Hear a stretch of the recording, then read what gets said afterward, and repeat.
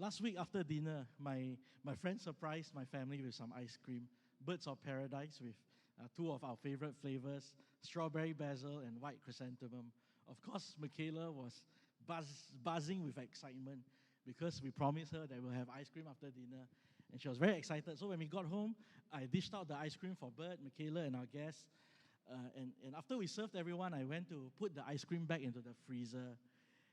And that was when I saw my jar of coffee bean, my beautiful jar of coffee bean, sitting there right in the freezer.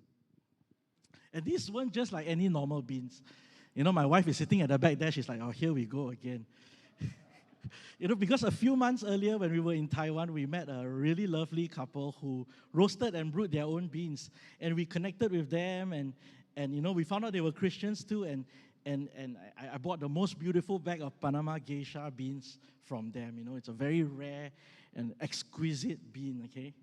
And to preserve the freshness of the bean, I actually bought a nice glass jar and put the beans inside the glass jar.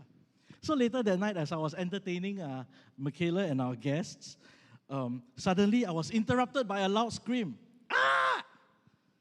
followed by the unmistakable sound of glass shattering in the kitchen. I turned to see my beloved wife standing there, frozen, her face mix of guilt and shock. She didn't say a word, and she knew exactly what had happened. And in my heart, I heard an inner cry, "Not my beans." And my first thought wasn't even, "Are you okay?" You know. So I rushed to the kitchen and I found massacre, utter ruin. My precious beans slaughtered and scattered across the floor. Of course, the first words that came out from my mouth were, "Are you okay?" Amidst the confusion, disbelief, and a flood of emotions, I went to clean up the beans. And as I knelt down and tried to salvage however much of the beans that I can with the broken shards of glass, I thought to myself, I'm never going to recover from this.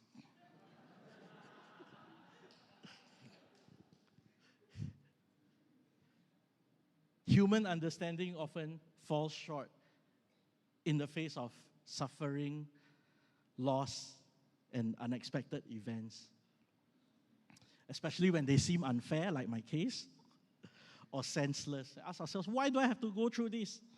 Why do I have to be born with this or without this? Why can I not be born in this family or that family? And despite our intellect, our psychology, our theology, we often can't fully explain why certain things happen, especially in the heat of it.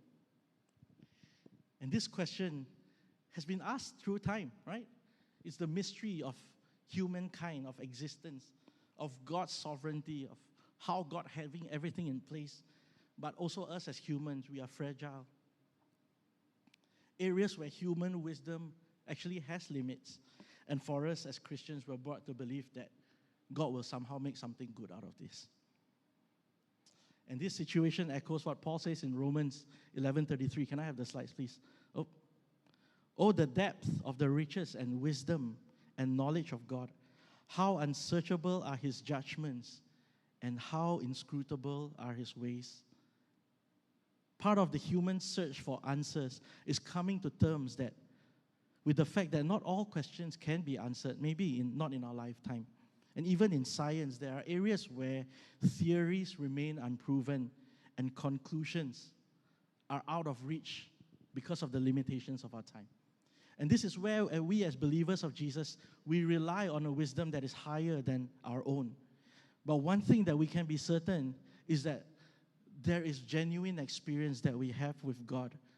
And I'm sure that every one of us here, whether we are young or old in our journey, we have somehow had that experience to bolster our faith.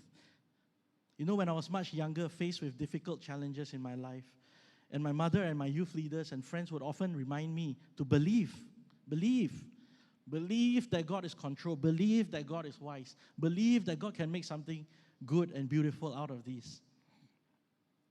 You know, the Bible is full of individuals whom at certain points in their lives, Maybe come to that place where they feel that, well, they're never going to recover from this situation. Of course, the story of me and my beans is minute, it's menial compared to what some of these people have to go through, like Moses or Joseph in the Bible or Paul. And among them is a woman called Rahab. And I'm going to read for us from Joshua 2. It says that Joshua, the son of Nun, secretly sent 2 spies from Shittim. Go look over the land, he said, especially Jericho. So they went and entered the house of a prostitute named Rahab and stayed there. And the king of Jericho was told, look, some of the Israelites have come here tonight to spy out the land. So the king of Jericho sent this message to Rahab. Bring out the men who came to you and entered your house, because they have come to spy out the whole land. But the woman had taken the 2 men and hid them. She said, yes, the men came to me, but I did not know where they had come from. At dusk, when it was time to close the city gate, they left. I don't know which way they went. Go after them. You may catch up with them. But she had taken them up to the roof and hid them under the stalks of flax that she had laid out on the roof. So the men set out in pursuit of the spies on the road that leads to the fords of the Jordan, and as soon as the pursuers had gone out, the gate was shut. Rahab was a Canaanite woman and a prostitute living in Jericho, and in the eyes of ancient Israel, and even in our time, she represented everything that's disqualified: a Gentile, a woman, and a sex worker. And culturally, she was considered impure, morally compromised, and an enemy of God's people. You know, she hit the jackpot when it comes to shame, non-status, and brokenness in society. While it was unclear how she got to where she was, it is safe to assume that in an ideal circumstance, no one in their same mind would choose prostitution as a career choice. And despite being all of that, her circumstance and her being at the right place at the right time led to an eventual victory of God's people. And if we will read further down, we will see that the success of the Jericho operation hinged upon this event where Rahab was at the right place at the right time as she provided cover, protection, and she lied to the king of Jericho on behalf of those 2 spies. Romans 9:17 says, I raised you for this purpose, that I might display my power in you, that my name might be proclaimed in all the earth. God can use whoever he wants, regardless of our circumstances or our background. And in this context, Romans 9:17, we think that it was written after a hero of the Bible, but actually it was written after Pharaoh. It was a word of God to Pharaoh, and he used Pharaoh, and he could use Pharaoh, and he could use a donkey as well. And most of us would fall in between these 2 polarizing spectrums, right? Of course, this goes without saying that most of us would fall closer to the donkey part of the spectrum than the Pharaoh side of things. I'm talking about foolishness and poverty, rather than wisdom, wealth, and all power. And it is easy for us, maybe we think we're a donkey, you know, we're not very intelligent, or we don't have this or that, to cower in the face of inadequacy and lack. We think that we're not enough. Maybe we compare ourselves to the person sitting beside us. We look at how well the person looks when it comes to church, how put together this person is. And imagine what would happen if the spies rang on Rahab's doorbell and the first thing she said through the intercom was, go to my neighbor's house, I'm only open for business, your problem is none of my business. Of course, back then they didn't have intercom nor doorbells. We look at how gifted the next person is and we say, God, send him. Just like Moses pointing to Aaron, rejecting God's call upon his life. When Mark Chua texts us to ask us to be group leader for camp, we point our finger at our spouse or the next person. Send that person. Ask him, not me. Just kidding. If you cannot, never mind. But if you really can, please cooperate with Mark and cooperate with the camp committee in the coming weeks, because they are working really hard to put everything together to make sure that camp is pleasant and nice for everyone.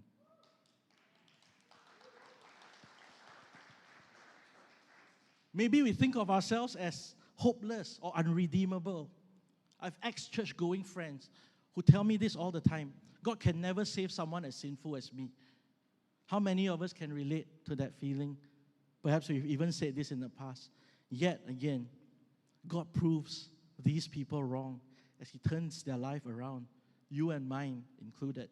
And today, if you're feeling inadequate, not enough, not good enough for God, thinking that there's no recovering from your situation, my prayer is that God will prove you wrong. And interestingly, the two spies remain unnamed until this day. Nobody knows who they are. But Rahab is known, a woman, a reject of society, a prostitute. The ultimate loser in today's terms. The two spies were true heroes too in the story and could have been named because they're Jewish, they're intelligent, they were men, but God chose to name Rahab. Jolie, on her holiday with Sam a few months back, posted about one of her carefully selected handmade tableware that did not survive the flight as they returned home from their holidays. And I told her, hey, kintsugi it, okay? Not sure if she has gotten to it, but those who have not heard of it, kintsugi is golden joinery. It's a traditional Japanese art form of philosophy that dates back to the 15th century. And all the Japanese people in the house say, woo! Its origins are often linked to a shogun who sent a damaged Chinese tea bowl back to China for repairs. And it was mended unsightly, it was horribly mended, okay? And prompting this Japanese craftsman to seek a more aesthetically pleasing method. And so they developed kintsugi, a technique that not only fix broken ceramics, it doesn't only fix them, but also it highlights the cracks using lacquer mixed with powdered gold, silver, or platinum. And this is what it looks like.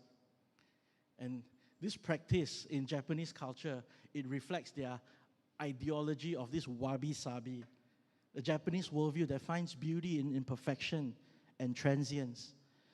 And over time, kintsugi become deeply tied to this philosophy that we can embrace flaws. We can embrace our history rather than merely hiding them. And it gained popularity among tea masters and admirers of art as well, where we witness for the first time in history where imperfect, repaired ceramics were revealed as unique and spiritually enriched. I have one, though, not as beautifully repaired, but it holds deep meaning to me because I received it during a spiritual retreat, during one of my Bible college spiritual retreats. And we were introduced to this philosophy of kintsugi and given the practice, given the opportunity to practice mending our broken pottery, our broken ceramic piece ourselves. Being a planner, I was handed a hammer and this piece of bowl in one piece. I wanted a clean break, okay? So that it can be simple and nice when I put it back together. So I tapped the bowl right in the center with a firm, deliberate strike. Pop! One solid hit. And of course, the bowl, according to my plan, split neatly open in two. I was thrilled because the break happened exactly how I wanted it to. And as I began preparing the glue and the powder to begin the repair, suddenly I heard a loud smash. Piang! My friend had taken the hammer and smashed my bowl into pieces. I was absolutely furious. And words wanted to come out from my mouth because my once manageable broken ceramic is now in fragments. And it looks like it's difficult to repair. And some of those pieces even turned into powder. I couldn't believe what had just happened. But then, as I looked at my friend, we both just started laughing. Because at that moment, I realized that there was a point in this exercise. And there was a point that he also wanted me to come to realization of. So I started repairing the broken shards. And I found myself reflecting not just on the bowl, but on my life, on how I try to manage my own brokenness, on how I want things to be neat, controllable, and easily fixed. But when life breaks, it doesn't always break that way, right? And sometimes neither does healing. I started getting the broken pieces to the best of my ability. And I put all these pieces together, trying to reform and finding the shape of that bowl again. It was a little bit like my own healing process when I realized that God, over the years, began uncovering the shattered pieces, and it is God who puts it together. The bowl has no ability to put it together. And He accounted for every fragment of my life, not missing a single one. Thinking about the traumatic experiences or the times where I feel rejected or lonely, all these pieces, I felt the Lord putting it together. And as the lacquer is being used to bind the pieces together, it's not quick. It requires patience, a controlled environment, and time. It took a long time for me, myself, to be healed. And I realized that God didn't rush the mending, the healing process. He didn't force to put me together in haste. I realized that the quick and rushed bonding process of the ceramic will result in a brittle hold. But as you wait for the glue to cure, it will result in a stronger bond. Sometimes we want God to work faster, to heal us, to cure us, to put us back together.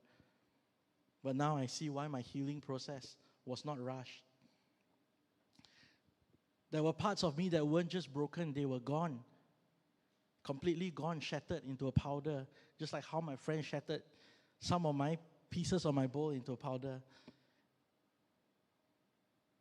And as I filled some of those cracks, it is like God filling in the missing pieces, the pieces that have turned into a powder, not just with substitute, but something that is beautiful. And so are the parts of our lives and hearts that are completely lost, that we feel have been stolen, taken away, or burned, obliterated. And if we release it to God, it will only be filled up with God. God doesn't hide the breaks. He doesn't cover up the past, pretending that it didn't happen, just like how most of us would want to. Like the goal in kintsugi, He highlights the places I once thought disqualified me. The scars become a part of my testimony. The very things that I want to erase from my history is being used to reveal God's glory. My shame became a story of God's mercy. And of course, the process doesn't end at repair. There's a refining, a softening, a smoothing that God continues to polish my life, not to erase my history, but to make it shinier, to reveal the shine of redemption, not just to make the scars disappear, but to make the scars beautiful. In the end, as I look at this little bowl sitting at my shelf, collecting coins every day, I'm also reminded every time I drop a coin inside, I'm reminded that God doesn't discard the shattered. He gathers, He mends. He made me who I am today, a version of me that's redeemed despite my past. Sometimes we come to church, maybe what we exhibit and show to other people is not this broken bowl. Maybe it's just part of this bowl where all the broken parts are not seen. We want to show people the best sides of us. But sometimes the uglier sides get revealed as well. And sometimes we expect perfection and beauty from people, from one another. When we come to church, right, and look at people who maybe don't behave the same way we expect them to behave, and we expect them to be perfect, but at the end of the day, we are all just broken pieces of ceramic put together through the mercy of God.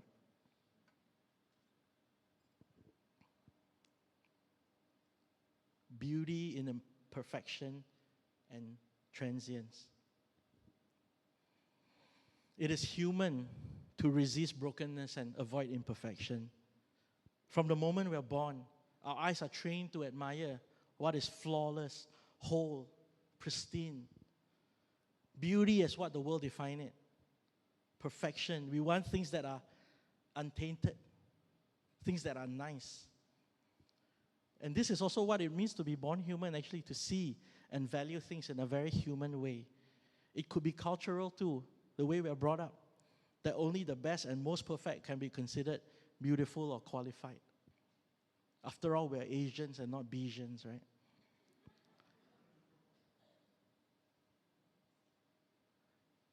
I used to be from a Taoist family, and on the day where we worship the emperor god, I remember my mother will present the most beautiful roast pork at the table.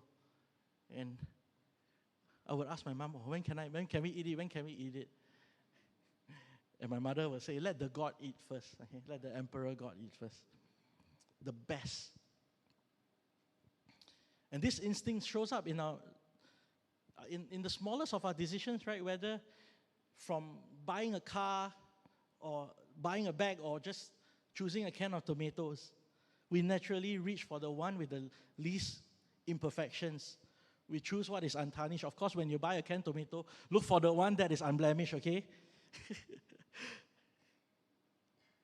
And same goes to maybe for some of us in the process of choosing a husband and wife. You know, we choose the best looking, the best package, right? But this preference for perfection is not only in our habits, it's in the way we see people. Like how we see the people who come to church, how we see one another, how we perceive brokenness in our own life and also in the life of others. And maybe sometimes we look at some of our church members, we think, it's better for this guy to not be in church. But we forget the central truth of the gospel is that God does not throw away the broken. He redeems it. Imagine if God chooses to wipe everything away. Imagine Jesus was ready to come down to earth, to come and be with us, to die for our sins, and God says, wait. Chill, man, you don't have to do that. I'll just wipe everything out. This time, no one remains. Even when he sent the flood the first time, he chose to preserve flawed, sinful humanity. Remember Noah and his children. The first thing that his son did after the flood was to sin against the Father. And I would not believe that God didn't know that we have the propensity to sin that way. Psalms 8 says, when I consider your heavens, the works of your fingers, the moon and the stars which you have set in place, what is mankind that you are mindful of them? Human beings that you care for them. Who are we that God should care for us with such love, diligence, and tenderness? What the world overlooks, God sees as valuable. What we would throw away, or we think, or we deem as unqualified, or what we disqualify, He restores. This week, my daughter fell face down at school. When I picked her up from school, I was actually shocked to see the bruises all over her face. And my heart broke when I saw the condition of her face. But my first response was, oh no, you look horrible. You're not as cute or as beautiful as when I dropped you off. I don't want you anymore. Go find a new father. Of course, I didn't say that, nor did the thought cross my mind. And believing that God would cast us away or think that we are, or disqualify us at the sight of our brokenness, would be to think that God is that kind of a father. If I, an imperfect human parent, can still look at my wounded child with love and tenderness, how much more does our Heavenly Father draw near when we are bruised and in pain? How many of us are bruised and in pain today? Do we still find ourselves hiding that from people, that part of us from people and from God? Because maybe we think, yeah, that's not good for church. This kind of story is not good to tell. As I'm a Christian, I'm supposed to have it all together. When we got home, I cleaned her wounds. And I helped her to choose the plaster that she would like to use. And in the process of restoring her, I felt so much love for her. I felt more patient towards her, even though I know half her reactions are just like her being dramatic. But I felt myself becoming more tender towards her. And this is how God responds to our boo-boos, our bruises, and so much more. He draws near to the broken. Where we see flaws, He sees potential.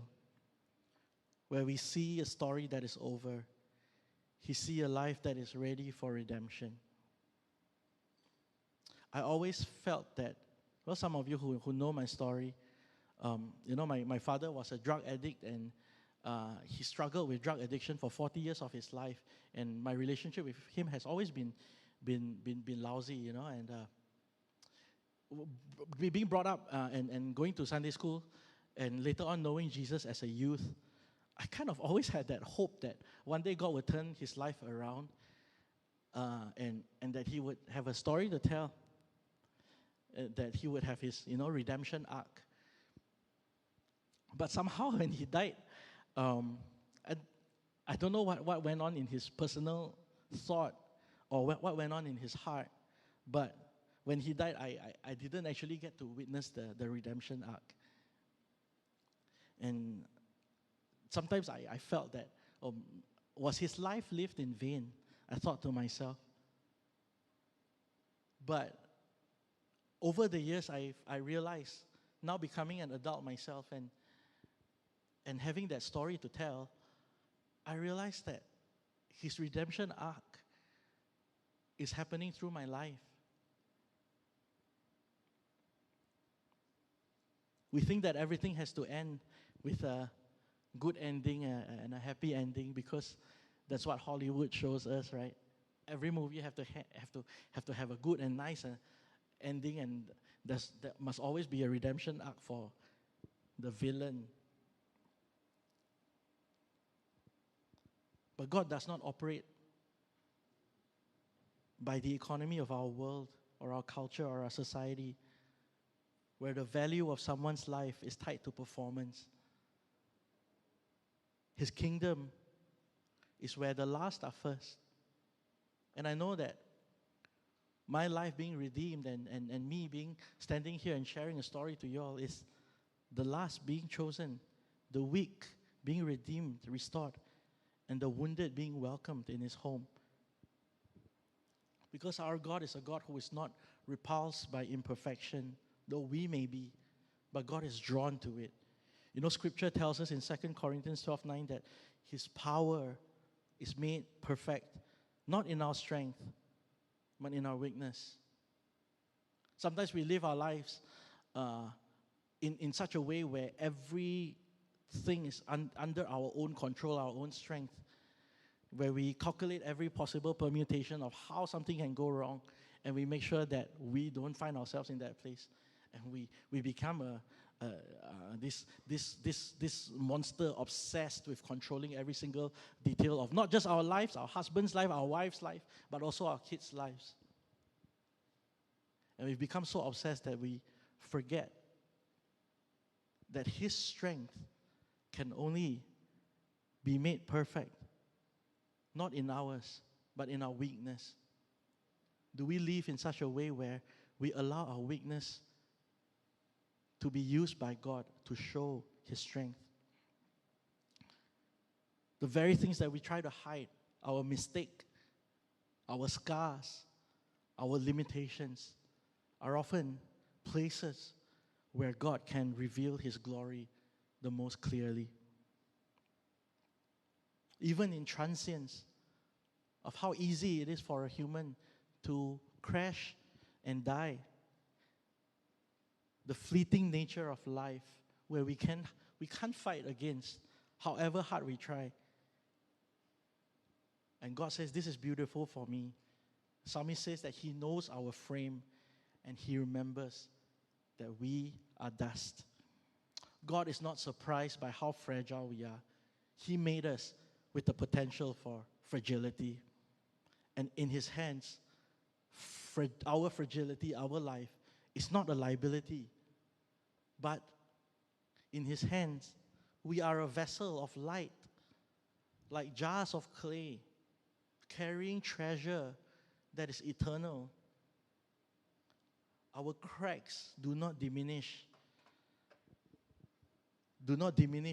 His testimony, nor do we diminish His character, but they reveal it. The writer of The Wounded Healer, Henri Nouwen, says, our wounds are often the openings into the best and most beautiful part of us. And this is talking about the wounds of the heart. Wounds present an opportunity for us to show vulnerability in a way that nothing else can. Do we come to church or come to a church community or come to a cell group where we just show people all the best parts of us? And this can be seen during the first thing that we do on a Friday, when someone asks us, oh, how are you? Great! Right? Because we think that, this is not a pity party. I don't want to talk about my struggles as much. I don't want to reveal I don't want to reveal and be vulnerable about myself because no one else is.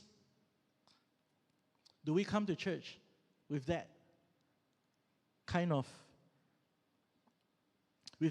attitude towards one another where we just hide ourselves, show the best part of us, and then we go home? What then is the point of community? In my last preaching, I shared about how important it is for us to depend on one another to raise our children, depend on one another during our good and also difficult times. Depend on one another in our sickness. Depend on one another in our fragility.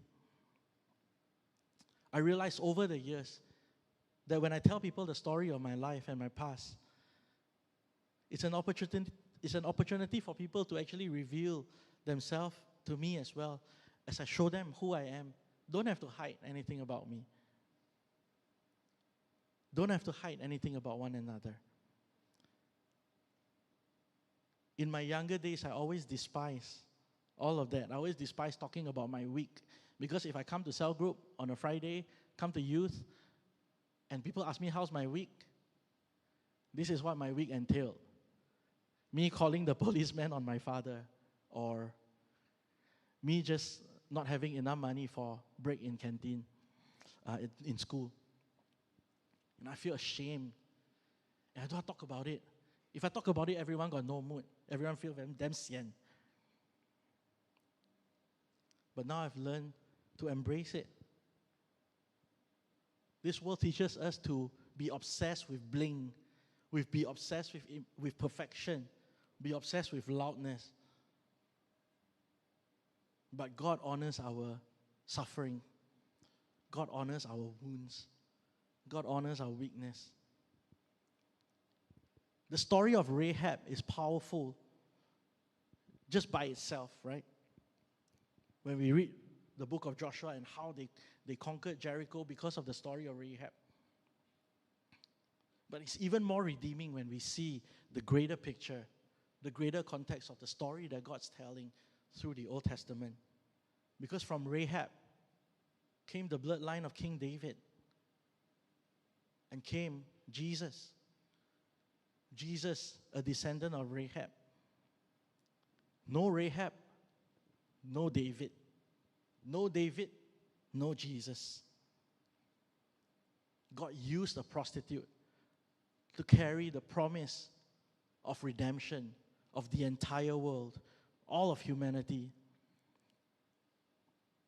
If this is not grace, I don't know what is. The broken can be beautiful. I fixed this and I don't think it's very beautiful. But that's only when I look at the external experience, look of it. But when I recall the story of my encounter with God and just me being vulnerable before God and allow Him to fix as I try to fix this, in spite of the damage, it looks beautiful. The same can be said about our lives. The same can be said about our marriage. The same can be said about our family.